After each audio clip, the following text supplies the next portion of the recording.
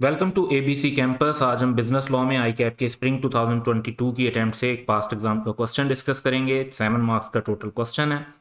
तो first part को पहले देखते हैं।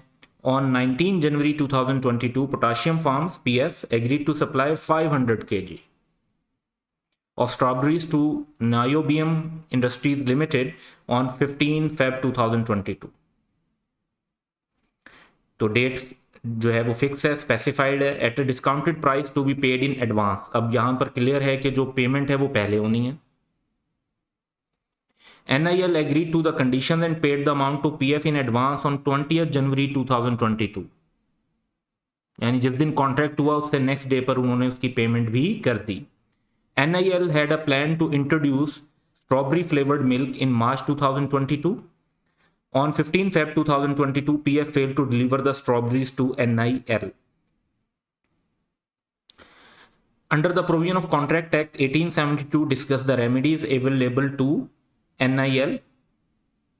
क्योंकि डिफॉल्ट किया है पीएफ ने और रेमेडीज अवेलेबल होंगी एनआईएल को, तो वो रेमेडीज क्या होंगी। अब इसमें पहली बात तो ये है कि रेमेडीज डिपेंड करती हैं इस चीज़ पर कि क्या time essence of the contract था या नहीं था। अब यहाँ पर बड़ा क्लियर है, एक तो स्ट्रॉबेरीज की जो प्रोडक्ट है ये पेरिशेबल नेचर की है, और इसका मतलब है कि इसको और उसकी जो प्रोसेसिंग है और एक जो इंडस्ट्रीज हैं तो वो उसमें उन्होंने डेट फिक्स भी की हुई है, और उसके बाद नेचर ऑफ प्रोडक्ट भी ऐसी है कि इससे ये बड़ा क्लियर होता है सब्जेक्ट मैटर से कि टाइम यहाँ पर एसेंस ऑफ द कॉन्ट्रैक्ट है। तो रेमेडीज क्या अवेलेबल होंगी एनआईएल को। जो टाइम जब एसेंस हो तो ऑब्वियसली कॉन्ट्रैक्ट उनके ऑप्शन पर वाइडेबल है, वो चाहें तो कॉन्ट्रैक्ट को परफॉर्म करने के लिए इंसिस्ट भी कर सकते हैं और चाहें तो उसको रिसेंड कर सकते हैं, कैंसिल कर सकते हैं। तो अब अगर वो इंसिस्ट करते हैं डिलीवर करने के लिए तो वो ऐसा भी कर सकते हैं, और इसमें वो कंपनसेशन भी क्लेम कर सकेंगे। शर्त ये है कि उन्हें जब वो एक्सेप्ट कर रहे होंगे डिलेड परफॉर्मेंस को तो उस टाइम पर उन्हें नोटिस देना चाहिए पोटाशियम फार्म्स वालों को कि हम आपकी जो डिलेड परफॉर्मेंस एक्सेप्ट कर रहे हैं, हमें नुकसान हुआ है डिले की वजह से, और वो नुकसान हम आपसे क्लेम करेंगे, आपको हमें कंपनसेट करना होगा। तो ये नोटिस देना जरूरी है, उसके बाद आप कंपनसेशन क्लेम कर सकेंगे। दूसरा ऑप्शन ये है कि वो फिर परफॉर्मेंस एक्सेप्ट करने से इनकार कर दें, यानी कॉन्ट्रैक्ट कैंसिल कर दें, और जो नॉन परफॉर्मेंस की वजह से, नॉन फुलफिलमेंट की वजह से उन्हें लॉस हुआ है कॉन्ट्रैक्ट की, उसकी कंपनसेशन भी क्लेम कर लें। तो ये 3 पॉइंट्स पहले तो हम मेंशन करेंगे फॉर 3 मार्क्स। उसके बाद पार्ट बी की तरफ चलते हैं। अच्छा, ये एक चीज आपने यहां पर ध्यान में रखनी है कि ये जो पार्ट ए था ये चैप्टर 7 से रिलेट कर रहा है, और पार्ट बी जो है वो चैप्टर 6 से रिलेट कर रहा है। तो पार्ट बी की तरफ चलते हैं। What would be your answer in A above if PF offers to deliver only 300 kg of strawberries to NIL on the due date?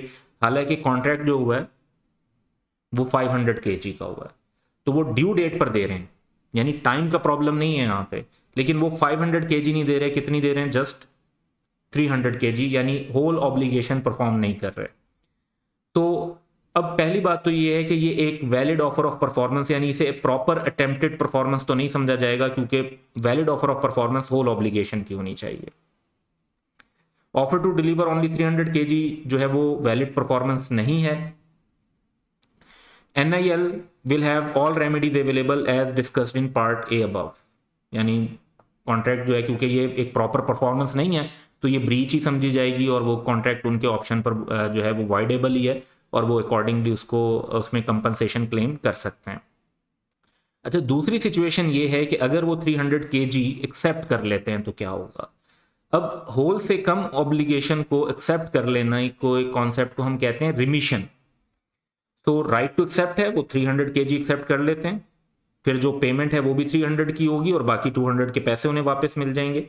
But if NIL does so, then it cannot sue PF later as the acceptance of part performance will be considered as remission of contract। हाँ, वो अपने 200 kg के पैसे जो है ना वो तो वापस ले सकेंगे, लेकिन वो नॉन परफॉर्मेंस के लिए फिर बाद में उन पे केस नहीं कर सकते, क्योंकि अगर आप लेस ऑब्लिगेशन एक्सेप्ट कर लेते हैं तो that is called remission of the contract, और कॉन्ट्रैक्ट जो है वो परफॉर्म कंसीडर होगा।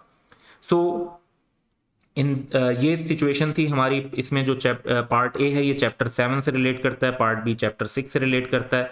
और that's all for today. Have a good day.